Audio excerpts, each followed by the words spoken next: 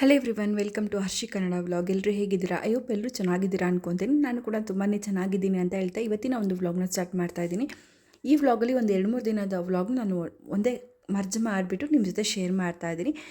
ಮೊದಲನೇ ದಿನ ನನ್ನ ಹಸ್ಬೆಂಡು ತಲೆಕಾಲು ತೊಗೊಬಂದಿದ್ರು, ಅದನ್ನೆಲ್ಲ ಕ್ಲೀನ್ ಮಾಡಿ ಕಟ್ ಮಾಡ್ತಾಯಿದ್ರು. ಹಾಗೆಯೇ ನಾನಿಲ್ಲಿ ನನ್ನ ಮಗಳಿಗೆ ಮನೆಯಲ್ಲೇ ಮಾಡುವಂಥ ಒಂದು ಸಿರ್ಲಾಕ್ನ ಮಾಡ್ಕೊತಾ ಇದ್ದೀನಿ. ಅಕ್ಕಿ ಎಲ್ಲ ಥರ ಕಾಳುಗಳನ್ನೆಲ್ಲ ಯೂಸ್ ಮಾಡಿಬಿಟ್ಟು ಇಲ್ಲಿ ನಾನು ಒಂದು 5 ಥರ ಕಾಳನ್ನ ಯೂಸ್ ಮಾಡ್ತಾಯಿದ್ದೀನಿ. 1 ಕಪ್ಪಷ್ಟು ಅಕ್ಕಿ ತೊಗೊಂಡಿದ್ದೀನಿ, ಹಾಗೆ 1 ಕಪ್ಪಷ್ಟು ನಾನು ತೊಗರಿ ಬೇಳೆನ ತೊಗೊಂಡಿದ್ದೀನಿ, ಹಾಗೆ 1 ಕಪ್ಪಷ್ಟು ನಾನು ಹೆಸರು ಬೇಳೆನ ತೊಗೊಂಡಿದ್ದೀನಿ.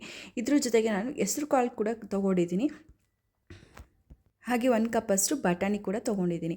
ಇದನ್ನೆಲ್ಲದನ್ನು ನಾನು ಚೆನ್ನಾಗಿ ತೊಳ್ಕೊಂಡು ಕಸ ಏನಾದರೂ ಇದ್ದರೆ, ಗಲೀಜೇನಾದರೂ ಇದ್ದರೆ ಅದು ಅಂತ ಹೇಳಿಬಿಟ್ಟು ನಾನು ಒಂದು 2-3 ಸಾರಿ ನೀರನ್ನ ಹಾಕಿ ತೆಗೆದು ತೊಳಿತಾ ಇದ್ದೀನಿ.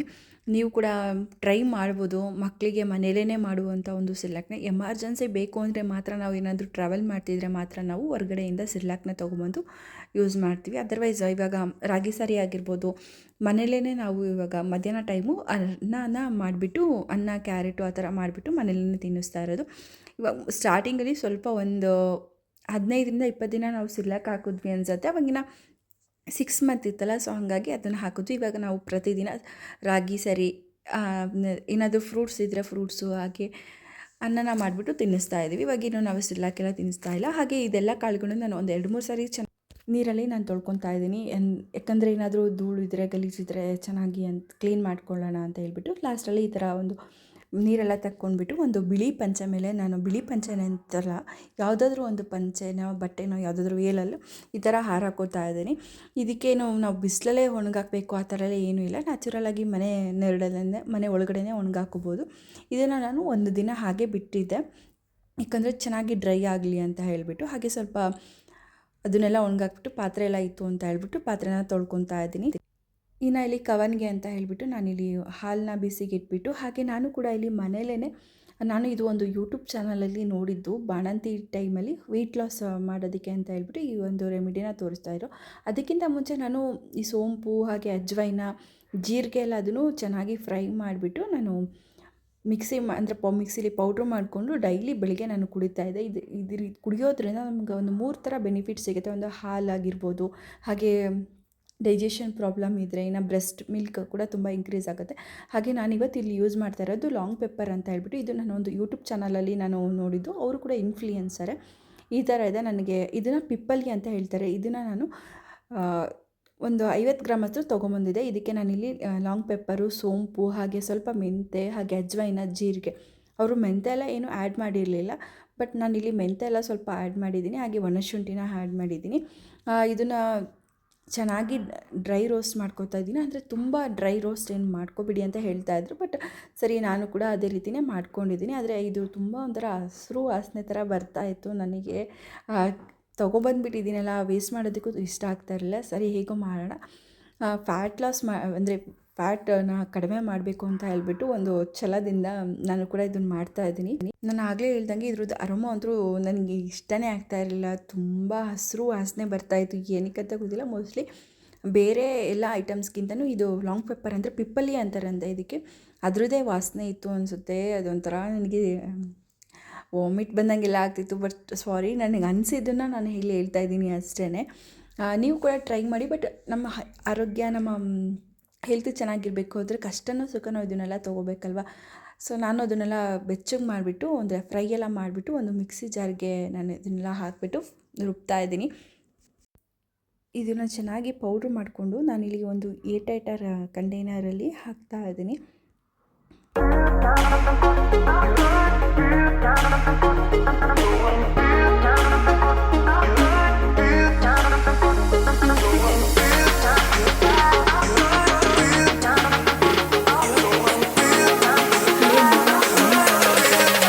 ಹೇಗಿರುತ್ತೆ ಟೇಸ್ಟ್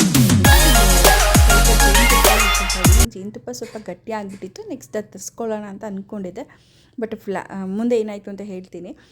ಜೇನುತುಪ್ಪಕ್ಕೆ ನಾನು ಒಂದು 1/4 ಟೇಬಲ್ ಸ್ಪೂನ್ ಅಷ್ಟೇ ಹಾಕ್ಕೊಂಡಿದ್ದೆ, ಯಾಕಂದರೆ ನನಗೆ ಆ ಸ್ಮೆಲ್ ಆಗ್ತಾನೇ ಇರಲಿಲ್ಲ. ಅದಕ್ಕೆ ನಾನು ಒಂದು ಸ್ವಲ್ಪ ಬೆಚ್ಚಗೆ ಮಾಡ್ಕೊಳ್ಳೋಣ ಅಂತ ಹೋದರೆ ಸ್ವಲ್ಪ ಬಿಸಿನೀರು ಜಾಸ್ತಿನೇ ಆಯಿತು. ಪರವಾಗಿಲ್ಲ ಅಂತ ಹೇಳ್ಬಿಟ್ಟು ಹಾಕ್ಕೊಂಡು ಕುಡಿದೆ. ಬಟ್ ಕುಡಿಬೋದು ಆ ಥರ ಏನು ಅನ್ನಿಸ್ಲಿಲ್ಲ, ಯಾಕಂದರೆ ಅದು ಸ್ಮೆಲ್ಲಿಗೆ ನನಗೆ ಆ ಥರ ಅನ್ನಿಸ್ತಿತ್ತೋ ಏನೋ ಗೊತ್ತಿಲ್ಲ. ಆದರೆ ಆ ಥರ ಕುಡಿಬೇಕಾದ್ರೆ ಏನು ಫೀಲ್ ಅನ್ನಿಸ್ಲಿಲ್ಲ ನನಗೆ. ನಾರ್ಮಲಾಗಿ ನೀರು ಕುಡಿದೆ ನಾನು. ಅಂದರೆ ಅದೇನು ಪೌಡ್ರ್ ಮಾಡ್ಕೊಂಡಿದ್ನಲ್ಲ ಅದನ್ನು ಹಾಕ್ಕೊಂಡ್ಬಿಟ್ಟು ಕುಡಿದೆ. ಏನು ನನಗದು ಅಲ್ಲಿ ಆ ಫೀಲ್ ಕೊಟ್ಟಿತ್ತಲ್ಲ, ಬಟ್ ಅದರ್ವೈಸ್ ಕುಡಿಬೋದು ಅನ್ನಿಸ್ತು. ಮಾಡ್ಕೊಂಡಿದ್ದಕ್ಕೂ ಒಂದು ಸಾರ್ಥಕ ಆಯಿತು ಅಂದ್ಕೊಂಡೆ. ಹಾಗೆ ನೆಕ್ಸ್ಟ್ ಡೇ ಬಂದು ಒಂದು ಫಂಕ್ಷನ್ ಇತ್ತು ನಮಗೆ ಕಂಟ್ರಿ ಕ್ಲಬ್ಬಲ್ಲಿ.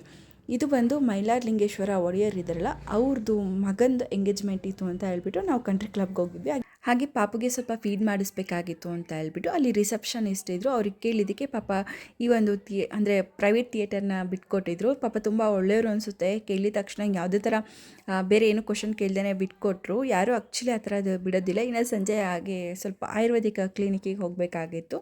ಇನ್ನು ನನ್ನ ಹಸ್ಬೆಂಡ್ ದೇವಸ್ಥಾನಕ್ಕೆ ಹೋಗಿದ್ರು. ನಾನು ಹೋಗೋ ಆಗಿರಲಿಲ್ಲ, ನನಗೆ ಮಂತ್ಲಿ ಪ್ರಾಬ್ಲಮ್ಸ್ ಇರತ್ತಲ್ವ, ಸೊ ಹಾಗಾಗಿ ಹೋಗಲಿಲ್ಲ. ಇನ್ನು ಅವರು ನನಗೆ ಅಂದರೆ ಹಾಸ್ಪಿಟ್ಲ್ ಹತ್ರ ಬಿಟ್ಬಿಟ್ಟು, ಅಂದರೆ ನಾವು ಫಸ್ಟ್ ಹೋಗಿದ್ದು ಸಾಯಿಬಾಬಾ ದೇವಸ್ಥಾನಕ್ಕೆ. ಅಲ್ಲೇ ನಿಯರಲ್ಲೇ ನಾನು ಆಯುರ್ವೇದಿಕ್ ಹಾಸ್ಪಿಟಲ್ಗೆ ಹೋಗಬೇಕಾಗಿದ್ದು. ಅಲ್ಲಿ ನನಗೆ ಬಿಟ್ಬಿಟ್ಟು ಹೋಗಿದ್ದರು. ಅಂದರೆ ಅವರು ರಾಘವೇಂದ್ರ ಸ್ವಾಮಿ ದೇವಸ್ಥಾನಕ್ಕೆ ಹೋಗಬೇಕಾಗಿತ್ತು. ಮತ್ತು ನಾನು ಇನ್ನೇನು ಅಲ್ಲಿ ಬರೋದು, ನಾನು ಇಲ್ಲೇ ವೆಯ್ಟ್ ಮಾಡ್ತಾಯಿರ್ತೀನಿ. ಅಂದರೆ ನೇಮ್ ಬರ್ಸಿದ್ವಿ ಸರಿ ಅಂತ ಹೇಳ್ಬಿಟ್ಟು ಇಲ್ಲೇ ನಾವು ವೆಯ್ಟ್ ಮಾಡ್ತಾಯಿದ್ವಿ. ನನ್ನ ಮಗಳು ನೋಡಿಬಿಟ್ಟು, ಯಾರಾದರೂ ಒಂದು ಸಣ್ಣ ಮಕ್ಕಳು ನೋಡಿದ್ರೆ ಅವಳಿಗೆ ತುಂಬಾ ಖುಷಿ ಅನಿಸುತ್ತೆ. ಅಲ್ಲೊಂದು ಮಗು ಕೂತ್ಕೊಂಡಿತ್ತಲ್ಲ, ಅದನ್ನು ನೋಡ್ತಾನೇ ಇದ್ಲು. ನೋಡಿ ಖುಷಿ ಮಾಡ್ಕೊತಾ ಇದ್ಲು. ಅವಳಿಗೆ ಆ ಪಾಪು ಅಂತಲ್ಲ, ಯಾವುದೇ ಒಂದು ಚಿಕ್ಕ ಮಕ್ಕಳು ನೋಡಿದ್ರು ಕೂಡ ತುಂಬಾ ಖುಷಿ ಪಡ್ತಾಳೆ. ಹಾಗೆ ಇನ್ನು ಚೆಕಪ್ ಮಾಡಿಸ್ಕೊಂಡು ಸ್ವಲ್ಪ ಏನಾದರೂ ಸ್ನ್ಯಾಕ್ಸ್ ತಿನ್ನೋಣ ಅಂತ ಹೇಳ್ಬಿಟ್ಟು ನನ್ನ ಆಲ್ ಟೈಮ್ ಫೇವ್ರೇಟ್ ಗೋಬಿನ ತಿಂದ್ಕೊಂಡು, ಹಾಗೆ ನನ್ನ ಹಸ್ಬೆಂಡು ಗಡ್ಬಡ್ ತೊಗೊಂಡಿದ್ರು. ಇದು ತುಂಬ ಚೆನ್ನಾಗಿ ಕ್ವಾಂಟಿಟಿ ಕೊಡ್ತಾರೆ. ಇದು ಬಂದುಬಿಟ್ಟು APMC ರೋಡಲ್ಲಿರುವಂಥ ಒಂದು ಚಾಟ್ ಸೆಂಟರು. ಆ್ಯಕ್ಚುಲಿ ಡಾಕ್ಟ್ರ್ ಹೇಳಿದ್ರು ತಿನ್ನಬೇಡಿ ಅಂತ, ಬಟ್ ಇದೊಂದು ಸತಿ ಲಾಸ್ಟ್ ತಿನ್ನೋಣ ಅಂತ ಹೇಳಿಬಿಟ್ಟು, ಅಂದರೆ ನಾನು ಇವಾಗ ಅಂದರೆ ಟ್ರೀಟ್ಮೆಂಟಲ್ಲಿ ಇರೋದ್ರಿಂದ ನಾನು ಇವಾಗ ಅದನ್ನೆಲ್ಲ ತಿನ್ನೋ ಹಾಗಿಲ್ಲ. ಕೆಲವೊಂದಷ್ಟು ಅಂದರೆ ಪತ್ತೆ ಮಾಡೋದಕ್ಕೆ ಹೇಳಿದ್ದಾರೆ. ಆಯುರ್ವೇದಿಕಲ್ಲಿ ಆಲ್ಮೋಸ್ಟ್ ಪತ್ತೆ ಮಾಡೋದಕ್ಕೆ ಹೇಳ್ತಾರಲ್ಲ, ಸೊ ಇಲ್ಲೂ ಅದೇ ಕೂಡ ಹೇಳಿದ್ರು. ಬಟ್ ಆದರೆ ಏನು ಮಾಡೋದು, ನನ್ನ ಬಾಯಿ ಕೇಳಬೇಕಲ್ಲ. ಸರಿ ಲಾಸ್ಟ್ ಒಂದು ಸತಿ ತಿನ್ಬೇಡೋಣ ಅಂತ ಹೇಳ್ಬಿಟ್ಟು ನಾನು ಟ್ರೀಟ್ಮೆಂಟ್ ಎಲ್ಲಿ ತನಕ ಇರೋದು, ಬಟ್ ಅವಾಯ್ಡ್ ಮಾಡೋಕ್ಕೆ ಹೇಳಿದ್ದಾರೆ. ನೋಡೋಣ, ಆದಷ್ಟು ಟ್ರೈ ಮಾಡ್ತೀನಿ ಅಂತ ಹೇಳ್ಬಿಟ್ಟು ಲಾಸ್ಟಲ್ಲಿ ನನ್ನ ಹಸ್ಬೆಂಡಿಗೆ ರಿಕ್ವೆಸ್ಟ್ ಮಾಡಿಕೊಂಡು ಸ್ವಲ್ಪ ತಿನ್ಕೊಂಡು ಮನೆಗೆ ಬಂದ್ವಿ. ಹಾಗೆ ನೆಕ್ಸ್ಟ್ ಡೇ ಬಂದು ನನ್ನ ಮಗಳಿಗೆ ಅಂತ ಹೇಳ್ಬಿಟ್ಟು ಇಲ್ಲಿ ಅಂದರೆ ಮಧ್ಯಾಹ್ನ ಆಗಿತ್ತಲ್ವ, ಸೊ ಅವಳಿಗೆ ಒಂದು ಸ್ವಲ್ಪ ಊಟಕ್ಕೇನಾದರೂ ಅಂದರೆ ಈಗ ಅನ್ನ ಏನಾದರೂ ರೆಡಿ ಮಾಡೋಣ ಅಂತೇಳಿ ಮಾಡ್ತಾಯಿದ್ದೀನಿ. ಇಲ್ಲಿ ನಾನು ಸ್ವಲ್ಪ ತೊಗರಿಬೇಳೆ ಹಾಗೆ ಹೆಸರು ಬೇಳೆ ಹಾಗೆ ಸ್ವಲ್ಪ ಅಕ್ಕಿನ ತೊಗೊತಾ ಇದ್ದೀನಿ. ಎಷ್ಟು ಸ್ವಲ್ಪ ಕ್ವಾಂಟಿಟಿಲಿ ಮಾಡಿದ್ರೂ ಅದು ನೆಕ್ಸ್ಟ್ ಉಳಿಯುತ್ತೆ. ಅದನ್ನೆಲ್ಲ ಹಾಕ್ಬಿಟ್ಟು ನಾನು ಇಲ್ಲಿ ಚೆನ್ನಾಗಿ ತೊಳ್ಕೊತಾ ಇದ್ದೀನಿ. ಹಾಗೆ ಇಲ್ಲಿ ಒಂದು ಸ್ವಲ್ಪ ಕ್ಯಾರೆಟ್ ಕೂಡ ಹಾಕಿದ್ದೀನಿ. ಯಾಕಂದರೆ ಕ್ಯಾರೆಟ್ ಕೊಡೋದ್ರಿಂದ ತುಂಬಾ ಬೆನಿಫಿಟ್ಸ್ ಇದೆ ಅಲ್ವಾ. ಹಾಗಾಗಿ ನಾನು ಇಲ್ಲಿ ಒಂದು 2-3 ಪೀಸು ಕ್ಯಾರೆಟ್ನ ಹಾಕ್ತಾಯಿದ್ದೀನಿ. ಹಾಗೆ ಇಲ್ಲಿ ಒಂದು ಗ್ಲಾಸಷ್ಟು 1.5 ಗ್ಲಾಸಷ್ಟು ನೀರು ಹಾಕ್ತಾಯಿದ್ದೀನಿ. ಎಷ್ಟು ಹಾಕಿದ್ರೂ ನೀರು ಕಡಿಮೆ ಆಗೋಗ್ಬಿಟ್ಟಿರುತ್ತೆ. ಒಂದು 2-3 ಸತಿ ನನಗೆ ಸೀದೋಗ್ಬಿಟ್ಟಿತ್ತು ಕುಕ್ಕರೆಲ್ಲ. ಹಾಗಾಗ್ಬಿಟ್ಟು ನಾನು ತುಂಬ ತೆಳ್ಳಗಾದರೂ ಪರವಾಗಿಲ್ಲ ಅಂತ ಹೇಳಿಬಿಟ್ಟು ನಾನಿಲ್ಲಿ ಅದಕ್ಕೆ ಸ್ವಲ್ಪ ನೀರು ಜಾಸ್ತಿನೇ ಹಾಕ್ತಾಯಿದ್ದೀನಿ. ಇನ್ನು ನಾನು ನನ್ನ ಪಾಪುಗೆ ಅಂತ ಹೇಳ್ಬಿಟ್ಟು ಸಿರ್ಲಾಕ್ ಮಾಡ್ಕೊಳ್ಳೋದಕ್ಕೆ ಅಂತೇಳಿ ಅಕ್ಕಿಯನ್ನೆಲ್ಲ ತೊಳೆದಿಟ್ಟಿದ್ವಲ್ಲ, ಅದಕ್ಕೆ ಇಲ್ಲಿ ಬಂದುಬಿಟ್ಟು ನಾನು ಅಂದರೆ ಆ ಕಾಳುಗಳನ್ನೆಲ್ಲ ಏನು ತೊಳೆದಿಟ್ಟಿದ್ನಲ್ಲ ಅದನ್ನು ಇಲ್ಲಿ ಫ್ರೈ ಮಾಡ್ಕೊತಾ ಇದ್ದೀನಿ. ಅಂದರೆ ತುಂಬ ಓವರ್ ಫ್ರೈ ಇಲ್ಲ, ಒಂದು ತಕ್ಕ ಮಟ್ಟಿಗೆ ನಾನು ಇಲ್ಲಿ ಅದನ್ನು ಚೆನ್ನಾಗಿ ಫ್ರೈ ಮಾಡ್ಕೊತಾ ಇದ್ದೀನಿ. ಒಂದಿನ ಫುಲ್ಲು ನಾನು ಒಣಗಾಕಿದ್ನಲ್ಲ ನೆರಳಲ್ಲಿ, ಅದು ಪಂಚೆ ಮೇಲೆ ಅದೇ ರೀತಿ ಹಾಗೇ ಇತ್ತು. ನೆಕ್ಸ್ಟ್ ನಾನು ಇದನ್ನು ಮಾಡ್ಕೊತಾ ಇರೋದು ಎಲ್ಲ ಚೆನ್ನಾಗಿ ಫ್ರೈ ಮಾಡಿಬಿಟ್ಟು ನಾನು ಎತ್ತಿಟ್ಕೋತಾ ಇದ್ದೀನಿ.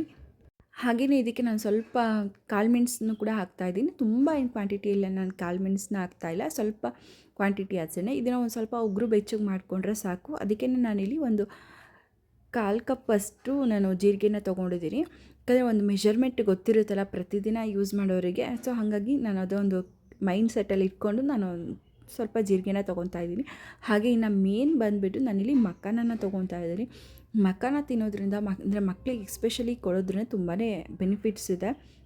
ಹಾಗೆಯೇ ಅದನ್ನು ಕೂಡ ಸ್ವಲ್ಪ ಡ್ರೈ ರೋಸ್ಟ್ ಮಾಡ್ಕೊತಾ ಇದ್ದೀನಿ. ಒಂದು ಸ್ವಲ್ಪ ಬ್ರೌನಿಷ್ ಥರ ಆಗೋ ಥರ, ತುಂಬ ಏನು ಫ್ರೈ ಮಾಡ್ಕೊಳ್ಳೋಕೆ ಹೋಗಿಲ್ಲ. ಅದನ್ನು ಸ್ವಲ್ಪ ಡ್ರೈ ರೋಸ್ಟ್ ಥರ ಮಾಡ್ಕೊಂಬಿಟ್ಟು ನಾನು ಎಲ್ಲದನ್ನು ಮಿಕ್ಸ್ ಮಾಡ್ತಾಯಿದ್ದೀನಿ. ಇದಕ್ಕೆ ಆ್ಯಕ್ಚುಲಿ ನಾನು ಬಾದಾಮಿ ಹಾಗೆ ಗೋಡಂಬಿ ಎಲ್ಲ ಹಾಕೋಣ ಅಂದ್ಕೊಂಡಿದ್ದೆ. ಅಂದರೆ ಇವಾಗಿನ 7 ಮಂತ್ ಇರೋದ್ರಿಂದ ಸ್ವಲ್ಪ 9 ತಿಂಗಳು 10 ತಿಂಗಳು ಆದಮೇಲೆ ಅದನ್ನೆಲ್ಲ ಕೊಟ್ಟರೆ ಒಳ್ಳೇದಲ್ವಾ ಅಂತ ಹೇಳ್ಬಿಟ್ಟು ಇವಾಗ ಕೊಡೋದ್ರಿಂದ ಮಕ್ಕಳಿಗೂ ಕೂಡ ಏನಂದರೆ ಡೈಜೆಷನ್ಗೆ ಆಗೋದಿಲ್ಲ ಅಂತ ಹೇಳಿಬಿಟ್ಟು ನಾನು ಇವಾಗ ಅದನ್ನೆಲ್ಲ ಏನೂ ಆ್ಯಡ್ ಮಾಡಿಲ್ಲ. ಇನ್ನು ನನ್ನ ಮಗಳಿಗೆ ನಾನೇನು ಅನ್ನ ಎಲ್ಲ ರೆಡಿ ಅಂದರೆ ಕುಕ್ಕರಿಗೆ ಅಕ್ಕಿ ಬೇಳೆ ಎಲ್ಲ ಹಾಕಿ ರೆಡಿ ಮಾಡಿದ್ನಲ್ಲ ಅದನ್ನು ತೆಗೆದುಬಿಟ್ಟು ಸ್ಮ್ಯಾಶ್ ಮಾಡಿ ಸ್ವಲ್ಪ ತುಪ್ಪ ಹಾಕ್ತಾಯಿದ್ದೀನಿ. ಇವಾಗ ನಾನು ಆಲ್ಮೋಸ್ಟ್ 6.5 ಮಂತಿಂದನೂ ತುಪ್ಪ ಎಲ್ಲ ಕೊಡ್ತಾಯಿದ್ದೀನಿ ಪಾಪುಗೆ. ಈ ತುಪ್ಪ ಕೊಡೋದ್ರಿಂದ ಬೋನ್ಸಿಗೆ ತುಂಬಾ ಸ್ಟ್ರಾಂಗ್, ಬೋನ್ಸಿಗೆ ತುಂಬ ಅಂದರೆ ಮೂಳೆಗಳಿಗೆಲ್ಲ ತುಂಬ ಶಕ್ತಿ ಇರುತ್ತೆ, ಗಟ್ಟಿ ಆಗುತ್ತೆ ಅಂತ ಹೇಳ್ತಾರೆ. ಸೊ ನಾನು ಕೂಡ ಡಾಕ್ಟ್ರ್ ಹತ್ರ ಕೇಳಿಬಿಟ್ಟು ನಾನು ತುಪ್ಪ ಎಲ್ಲನ ಕೊಡೋದಕ್ಕೆ ಸ್ಟಾರ್ಟ್ ಮಾಡಿದ್ದು. ಹಾಗೆ ಇಬ್ಬರು ಮಕ್ಕಳದು ಇಟ್ಕೊಂಡು ಹೇಗಿರುತ್ತೆ ಸ್ಟ್ರಗಲ್ಸ್ ನೋಡಿ. ಒಂದು ಮಗು ನೋಡ್ಕೋಬೇಕು, ಹಾಗೆಯೇ ಅಂದರೆ ಮಗಂದು ಎಕ್ಸಾಮ್ ಇರೋದರಿಂದ ಅವನಿಗೂ ಕೂಡ ಓದಿಸೋದಕ್ಕೆಲ್ಲ ಪ್ರಿಪೇರ್ ಮಾಡ್ಕೋಬೇಕು. ಅಂದರೆ ಇಬ್ಬರು ಮಕ್ಕಳು ಇರ್ತಾರಲ್ಲ, ಸ್ಟ್ರಗಲ್ಸ್ ತುಂಬಾ ಇರುತ್ತೆ. ಅದ್ರ ಮಧ್ಯದಲ್ಲಿ ನಾನು ಮತ್ತೆ ಸ್ವಲ್ಪ ಇನ್ನು ಡ್ರೈ ರೋಸ್ಟ್ ಎಲ್ಲ ಮಾಡಿ ಇಟ್ಕೊಂಡಿದ್ನಲ್ಲ. ಆ್ಯಕ್ಚುಲಿ ನಾನು ಇದನ್ನು ಮಿಷಿನ್ಗೆ ಹಾಕ್ಸ್ಬೇಕು ಅಂತೇಳಿ ಅಂದ್ಕೊಂಡಿದ್ದೆ. ಮಿಷಿನ್ಗೆ ಹಾಕ್ಸೋದಕ್ಕೆ ಅಂತ ಹೇಳ್ಬಿಟ್ಟು ಬಾಕ್ಸಿಗೆಲ್ಲ ಹಾಕಿಟ್ಟಿದ್ದೆ. ಆದರೆ ಏನು ಮಾಡೋದು, ಆ ಮಿಷಿನ್ನು ನಮ್ಮನೆ ಹತ್ರ ಅಂದರೆ ಮಿಲ್ ಇದೆಯಲ್ಲ, ಅಲ್ಲಿ ಅವ್ರದ್ದೇನೋ ಹಾಳಾಗಿದೆ ಅಂತ ಹೇಳ್ಬಿಟ್ಟು ನನ್ನ ಹಸ್ಬೆಂಡ್ ಆಗಿ ವಾಪಸ್ ತೊಗೊಂಬಂದರು. ಸರ್ ನನಗೊಂದು ಕ್ಯೂರಿಯಾಸಿಟಿ ಅಲ್ಲ, ಹೇಗಿರುತ್ತೆ ಹೇಗೆ ಬರುತ್ತೆ ಅಂತ ಹೇಳ್ಬಿಟ್ಟು ನಾನೇ ಮಿಕ್ಸಿಲಿನೇ ಪೌಡ್ರು ಮಾಡಿಕೊಂಡೆ. ಇದು ಸ್ವಲ್ಪ ಚೆನ್ನಾಗಿನೇ ಪೌಡ್ರು ಮಾಡಿಕೊಂಡೆ. ಬಟ್ ಅಂದರೆ ಏನಂದರೆ ಸಾಣಿಸ್ಕೊಬೇಕು, ರವೆ ಥರ ಬಂದಿರುತ್ತಲ್ಲ ಅದನ್ನೆಲ್ಲ ನೀಟಾಗೆ ತೆಗಿಬೇಕು ಅಂತ ಹೇಳ್ಬಿಟ್ಟು ನಾನು ಈ ಥರ ಸಾಣಿಸ್ಕೊತಾ ಇದ್ದೀನಿ.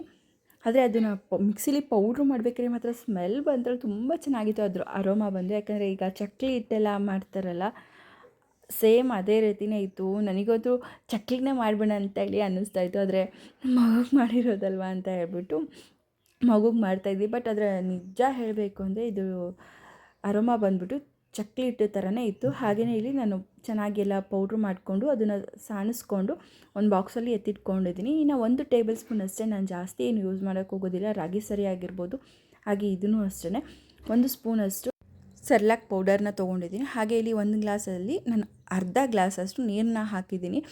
ನೋಡಿಕೊಂಡು ಹಾಕ್ಕೊಳ್ಳೋಣ ಅಂತ ಹೇಳ್ಬಿಟ್ಟು, ಯಾಕಂದರೆ ತುಂಬ ತೆಳ್ಳಗಾಗಿದ್ರೆ ಮಗುಗೆ ತಿನ್ನಿಸೋದಕ್ಕೆಲ್ಲ ಸರಿ ಹೋಗೋದಿಲ್ಲ ಅಂತ ಹೇಳ್ಬಿಟ್ಟು ಒಂದು ಅರ್ಧ ಗ್ಲಾಸಷ್ಟು ನೀರನ್ನ ಹಾಕ್ಕೊಂಡು ನಾನು ಚೆನ್ನಾಗಿ ಏನೋ ಗಂಟು ಇಲ್ದಂಗೆ ಮಿಕ್ಸ್ ಮಾಡ್ಕೊಂಡಿದ್ದೀನಿ. ಅದಾದಮೇಲೆ ನಾನು ಇದನ್ನು ಲೋ ಫ್ಲೇಮಲ್ಲಿ ಅಂದರೆ ತಿರುಗಿಸ್ತಾನೆ ಇದ್ದೀನಿ. ಯಾಕಂದರೆ ಏನಂದರೆ ಸೀದೋಗಿಬಿಡತ್ತೆ, ಏನಾದರೂ ಒಂದು ಆಗಿಬಿಡತ್ತೆ ಅಂತ ಹೇಳಿಬಿಟ್ಟು ನಾನು ಇನ್ ಕೇಸ್ ಏನಾದರೂ ಒಂಚೂರು ಕೈ ಅಲ್ಲಾಡ್ಸೋದನ್ನು ಬಿಟ್ಟರೆ ಗಂಟಾಗೋ ಸಾಧ್ಯತೆ ಇರುತ್ತೆ ಅಂತ ಹೇಳ್ಬಿಟ್ಟು ನಾನು ಚೆನ್ನಾಗಿ ಮಿಕ್ಸ್ ಮಾಡ್ತಾನೇ ಇದ್ದೀನಿ ಲೋ ಫ್ಲೇಮಲ್ಲಿ ಇಟ್ಕೊಂಡು.